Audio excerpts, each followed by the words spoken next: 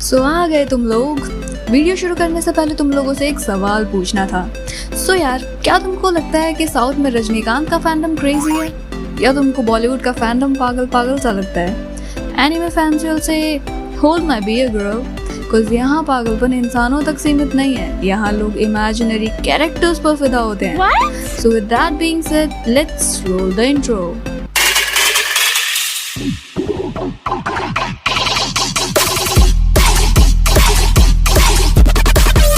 पहले तो मैं पिछले वीडियो के अपने एक मिस्टेक को रेक्टिफाई कर दूं, जिसमें मैंने कहा था कि एंड क्रेडिट सीन में हमें जो लड़की बिल्डिंग के ऊपर दिखती है वो मीसा है, बट ऐसा नहीं है। वो कोई रैंडम कीरा सपोर्टर है जिसके बारे में हमें कुछ नहीं बताया गया है, और इस बात को खुद ऑथर ने भी सपोर्ट किया है। अब दिल थाम कर बैठ जाओ, क्योंकि आज तक जो सारे मिथ तुमने यूट्यूब पर यहाँ वहाँ से डेथ नोट से रिलेटेड देखे हैं, आज हम बैठकर उस सब को डीबंक करने वाले हैं। सो मिथ नंबर 1, लाइट मरने के बाद एक शिनिगामी बन जाता है। As I was even surprise जब एक बड़े यूट्यूब मूवी एक्सप्लेनेशन चैनल ने भी इस मिथ को सपोर्ट किया था, और इसके सपोर्ट में लोग इस शिनिगामी के कपड़ों और चलने के स्टाइल को पॉइंट करते हैं, जो कि डेड लाइट के गोली लगने के बाद के चलने वाले स्टाइल से मैच करता है। लेकिन ये सीन तो ओरिजिनल एनिमे में कभी था ही नहीं, ना ही मांगा में ऐसा कुछ मेंशन्ड है। ये सब तो डेथ नोट रिलाइट 1 में मेंशन्ड है, जिसमें काफ़ी कुछ रियल डेथ नोट से अलग डायलॉग वगैरह भी हैं। दूसरी चीज़, रियूक जब पहली बार लाइट से मिला था तो उसने साफ कहा था कि जो डेथ नोट का यूज़ करेगा वो ना ही हेवन और ना ही हेल में जाएगा। इसके साथ ही रियूक ने बोला था कि ऐसा इंसान एटर्निटी के लिए NA यानी नथिंगनेस में चला जाएगा, and of course nothingness is not equal to शिनिगामी realm, right? So nothingness means iota means nothing. Light मर गया मतलब लाइट का अस्तित्व ही खत्म हो गया। नाउ मिथ नंबर 2, रियूक लाइट का सिर्फ इस्तेमाल कर रहा था, रियूक कभी लाइट के सपोर्ट में नहीं था। ऐसा लोग इसलिए बोलते हैं क्योंकि रियूक ने पुलिस वगैरह का डायरेक्ट मर्डर नहीं किया था। Really? By the way guys, Ryuk Light के लिए मोडेस्ट तो था, but dude he is a bloody god of death. वो गॉड ऑफ डेथ था, वो रूल्स के खिलाफ तो नहीं जा सकता था ना, मरना थोड़ी था उसको। अब इसके लिए हमें कुछ सीन्स की तरफ ध्यान देना चाहिए। सो सीन नंबर 1, जब FBI एजेंट लाइट का पीछा कर रहा था तब रियूक ने ही लाइट को इसके बारे में बताया था, वरना लाइट बहुत पहले ही एल के चंगुल में फंस गया होता। नेक्स्टली, रियूक ने ही घर के कोने कोने में लगे हुए कैमरास के बारे में लाइट को बताया था। यस ऑफ कोर्स उसने एप्पल्स के लिए ये सब किया था, बट रियूक नीडेड फन, जो उसको लाइट के लिए प्रॉब्लम क्रिएट करके भी मिल सकते थे ना, बट उसने मोस्टली ऐसा कभी नहीं किया। मिथ नंबर 3, अगेन ये एक ऐसा मिथ है जो कि बिलीवेबल तो है, लेकिन डायरेक्टर के माइंड में ऐसा नहीं था। सो #fan made fact। इस मिथ के अकॉर्डिंग सभी कैरेक्टर्स किसी ना किसी मेंटल डिसऑर्डर को रिप्रेजेंट करते हैं। लाइक एल और नियर को एस्पर्गर सिंड्रोम, यानी उनमें सोशल नॉर्म्स नहीं थे, दोनों ही हद से ज़्यादा इंटेलिजेंट थे, सेम कपड़े हर रोज़ पहनते थे, एंड सोशली डिसओरिएंटेड थे। जहाँ एक तरफ एल स्वीट्स को लेकर ऑब्सेस था, वहीं नियर अपने छोटे छोटे खिलौनों से ऑब्सेस था।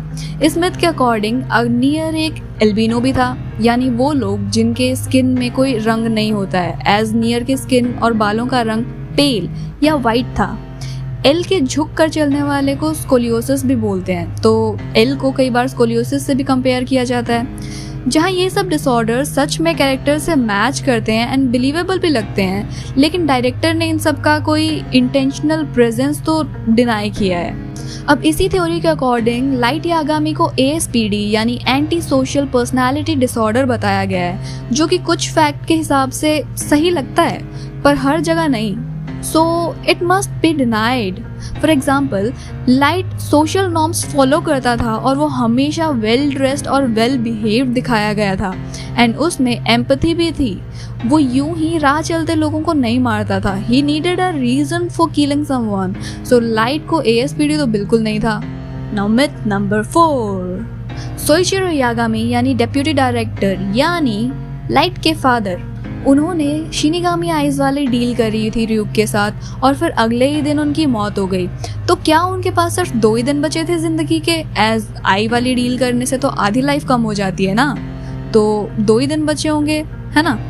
लेकिन इसका reply according to my theory is that किसी इंसान ने भी शिनिगामी आइज़ वाली डील की है ना, वो किसी ना किसी तरीके के अनहोनी से ही मरा है। वो चाहे माफिया मेंबर हो, चाहे मिस्टर यागामी या फिर मेलो, इवन मीसा भी। मांगा में मीसा लाइट के मरने के कुछ टाइम बाद ही मर जाती है, जबकि उसको रेम की लाइफ भी मिल गई थी। और अगर आपको याद हो तो रेम एक शिनिगामी था, यानी गॉड ऑफ डेथ, यानी उसके पास तो इनफाइनाइट लाइफ होनी चाहिए थी, नहीं? तो मेरे अकॉर्डिंग एनी हाउ ये डेथ नोट ही इन लोगों के मौत का रीज़न बनी है। तो अब हम आते हैं इस सीरीज़ के सबसे बड़े प्लॉट होल की तरफ। जब लाइट ने पेनबर को धमका कर उससे सभी FBI एजेंट्स के नाम डेथ नोट पर लिखवाए थे, तब ये कैसे पॉसिबल था कि पेनबर के माइंड में नाम लिखते वक्त हर एक ऑफिसर का चेहरा भी उसके माइंड में याद हो? क्योंकि डेथ नोट के रूल के हिसाब से तो नाम के साथ साथ चेहरा भी माइंड में होना चाहिए उस टाइम जब आप किसी का नाम लिखते हो, उसी से ही किसी की मौत हो पाएगी। इसी सीन से रिलेटेड एक और थ्योरी है, जब एल वीडियो फुटेज को चेक कर रहा था तब उन्होंने पेनबर के हाथों में जो डॉक्यूमेंट्स दिखे थे वो लाइट ने ही उसको दिए थे। तो अगर एल इन सब के बारे में पहले ही डिस्कस करता और फुटेज को आगे चेक करता तो लाइट तो बड़ी इजीली उनके हाथ में आ जाता, नहीं? ये सब अगर चेक करते तो कीरा तो बहुत पहले ही पकड़ा जाता, है ना? तो वीडियो तो यहीं पे होती है ख़त्म, लेकिन एंड में मुझे आप लोगों से एक सवाल पूछना है। तो क्या आप लोगों को सच में ऐसा लगता है कि र्यूक जो है वो बस अम्यूज़मेंट के लिए उसने फेंका था एंड उसको सच में नहीं पता था कि ये लाइट ही उठाने वाला है, या फिर उसने पॉइंट करके लाइट की तरफ ये चीज़ नहीं फेंकी थी? क्योंकि मेरे थ्योरी के अकॉर्डिंग तो उसको पहले से पता था लाइट कितना इंटेलिजेंट है, as Ryuk was a god of death यार, ऑफ कोर्स उसको पता होगा। एंड ये बोलना कि वो तो बस ऐसे ही फेंक रहा था अम्यूज़मेंट के लिए एंड बाय मिस्टेक ये लाइट के हाथ में लगी, र्यूक झूठ बोल रहा है बॉस। सो इसके साथ ही वीडियो होती है यहीं पे ख़त्म। And if you want me to continue with this please like, share and subscribe, because बिना सब्सक्रिप्शन के मैं आगे नहीं बढ़ सकती। सो या बाय। एक ही तो दिल है यार, कितनी बार तोड़ेगी, रास्ते तो सीधे थे पर तू ही है जो मोड़ेगी। दिन रात मुझे था बस एक ही ख्याल, बचे कुछ जिंदगी हाँ तू ही झिझोड़ेगी।